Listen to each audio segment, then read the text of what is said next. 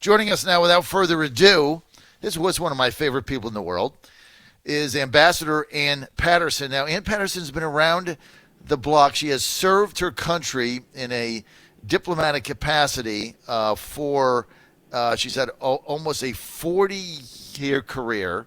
And among other things, Ann Patterson, if you've not heard her, she was the United States ambassador to Colombia. She was the United States ambassador to Pakistan, to Egypt, and most recently, Ann Patterson served as Deputy Undersecretary to John Kerry for Asian Affairs in the Obama administration. And she knows a little bit about the Middle East, having been in Egypt and Pakistan in that region, and she's with us now. Ambassador Patterson, it's always great to have you. Happy New Year. Happy New Year, John. And first let me compliment you and congratulate you on the profile in the Washington Post. Oh, thank you, Ambassador. That's nice of you. I'm glad you had a chance to read it. You know, when they do one of those stories, you never really know how it's going to turn out. So Right. I know you've been there yourself. Yeah. Especially people probably don't know this, but I guess was it during when you were in Egypt? You were ambassador to Egypt when the Arab Spring came and they deposed. Who was the president they deposed? Mubarak. Actually, I came right after that. I came right after Mubarak left and was there through a pretty tumultuous time with the military government and the Muslim Brotherhood and then the now President al-Sisi.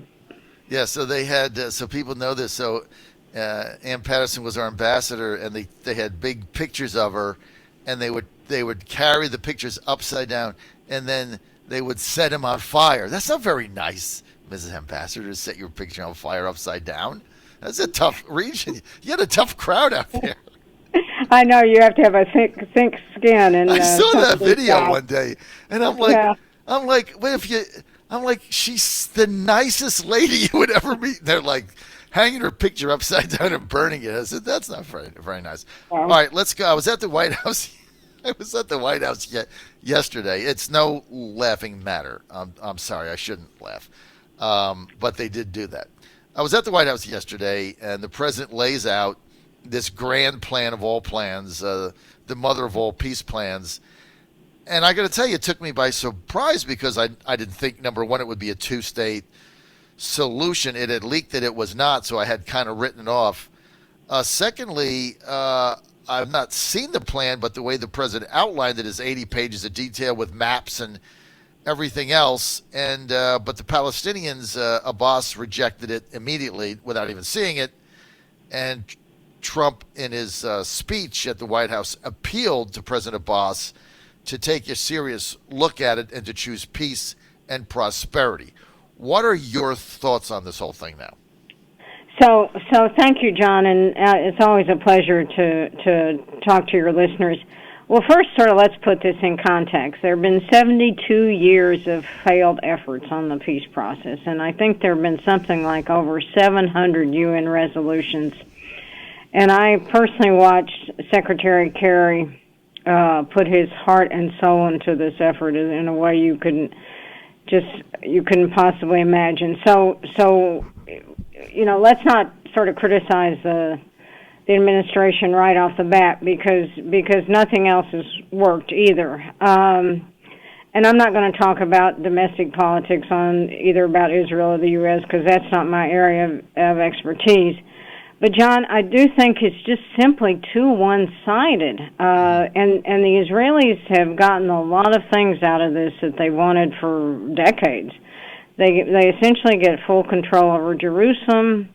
They get to absorb big portions of the West Bank. They get Israeli security over the West Bank, as Prime Minister Netanyahu said yesterday had been a primary security concern, well, I suppose ever since their founding. And it was immediately rejected by the Palestinians, as you mentioned. And here's where I think, frankly, the Trump administration made a big mistake the past few years, and that's they basically humiliated the Palestinians. And that doesn't work in the Middle East. Frankly, it doesn't work anywhere else in diplomacy. But it particularly doesn't work in the Middle East when they closed their Washington office, when they cut off funding. And there were a lot of personal slights that were generated against Palestinian leaders. So I think that was a mistake. On the other hand, and some very knowledgeable Middle Eastern analysts have been saying this may not be the last story. A lot of this is going to depend on what the Arabs do, and in that respect, there are three Arab countries that matter, and those weren't the ones that were there yesterday. It's Saudi Arabia and Egypt and Jordan. And I got out the plan this morning. It's about 80 pages long, and I will freely admit I didn't read it all. Mm-hmm. But most of it is the economic plan. Mm-hmm. And it proposes $5 billion in economic development funds. And so where's the money? Are the Saudis going to put $20 billion on the table? Is the administration going to go up and ask Congress for billions of dollars to support this? What about Jordan? King Abdullah has been an ally of the United States, an important ally for years. He wasn't consulted. He's in a difficult position with this. What's he going to do? He needs financial support. And then I'd say, what are the next steps? And if the Arabs engage with the Palestinians, if they show support, if you truly have a change in the Arab world, I wouldn't write this off. I think the chances are low, like everything else in the past 72 years, but there may be openings here that smart diplomats and can forge ahead. I don't think it's likely, but I wouldn't rule it out entirely. Okay, so what you're saying, as I understand it, Ambassador Ann Patterson with us, former ambassador, Pakistan, Egypt, Colombia, and also served as Undersecretary of State, Asia Affairs, John Kerry. So what you're saying is it's too one-sided. That's why the Palestinians rejected it. But there could be, this at least could be an opening to get to the table, right? That and a lot of my friends don't think that. I mean, there's a lot of commentary today that this is just awful and that it won't, that it'll set back the cause of peace, and maybe that's true. I mean, history is any guide here. It's not too promising. On the other hand, if you truly have a shift in Arab opinion, and we've seen openings by the Arabs to Israel, and if people are willing to put money on the table, that's the backbone of this plan in many respects. The politics has to go along with the economics, but, where are the Saudis? What are they going to do? All these questions are up in the air as far as I'm concerned. Well, the president yesterday outlines $50 billion of investment, and he says, and he said that it would create 1 million Palestinian jobs over a 10-year period, and that their GDP would double in 5 years and triple in 10. So that's what he outlined. But I have not read the plan. I have heard, though, that in the plan there, as you say, there is not a line drawn to the $50 billion. Like it's there, but it's not detailed out. Like, where's that coming from? So that's going to have to be worked on. I guess Kushner would still have to try to manage that. Is there anything in this, anything, that the Palestinians like? Well, not that I can think of. That's a really good question right off the bat. There's some, for instance, on the right of return, which has been a issue on the table for 72 years, that Palestinian refugees get to come back. They don't under this plan, but there is a fund established that would help Jordan and help people that can come back. In other words, there's some economic incentives in this that might be attractive. And to review some of the last 72 years, these economic plans are not new, but they always had to go with some kind of political settlement, because it's very difficult to open up the state of Palestine or Palestinian territories if, for instance, entrepreneurs can't get their goods to market. So that's a good question. I skimmed it this morning, the first 25 pages, and I didn't really see anything but it does, as you said, and this is not insignificant, it does have a two-state solution. Now, what would be Palestine seems to me to be broken up into little pieces. The connecting Gaza by a tunnel or light rail or whatever it is, that seems a little weird to me. Yeah, totally. Yeah, I mean, like, how's that going to work, you know? Yeah, that was ridiculous. Yeah, but you know, it's supposed to be a 4-year process, and let's see what they plan to do with the next steps. Or if there are any, there should be. I mean, I thought one of the best things the president did, look, the light rail was just ridiculous. But what I liked that the president said, he said, look, this is going to be a 4-year negotiation, and everything freezes for 4 years. Everything freezes. So you've got room to breathe and negotiate. What about the fact that this is really the first plan the U.S. has put forward that includes 2 states, that includes a free Palestine? And the president said, I'll put an embassy there day one. Does that matter at all? I mean, is that a breakthrough in and of itself, or am I overemphasizing that? Well, I mean, certainly the Americans, and international law has supported 2 states for years, but as some commentators said, this is the only thing that had basically a map with it. But, right. Yeah, but the Palestinian state is envisioned here, and then I was a bit confused about what Bibi did, Prime Minister Netanyahu did, when he announced he was going to annex the West Bank and then apparently backed off from it.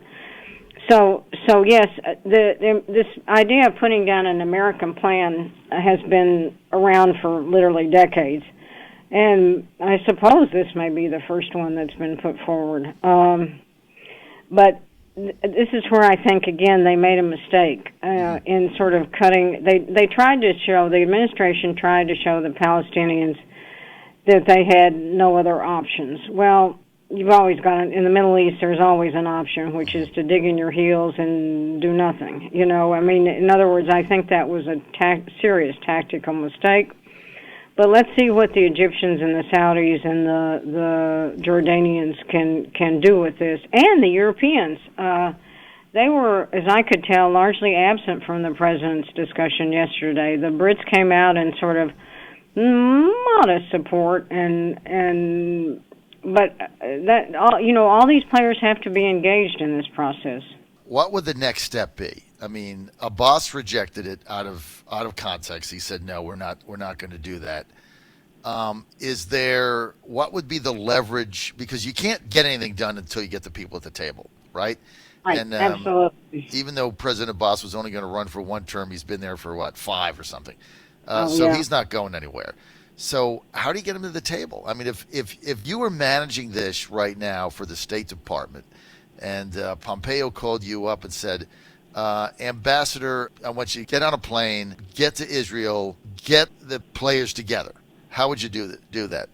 So first, and again, this has been tried many times before. First, I'd go to Jordan and try and reassure King Abdullah, who is, again, a stalwart U.S. ally, that this isn't trying to undercut him, because he's already suffering enormously from the Syrian refugee problems. He doesn't have enough money. He's dependent on the Gulf. He's not that strong.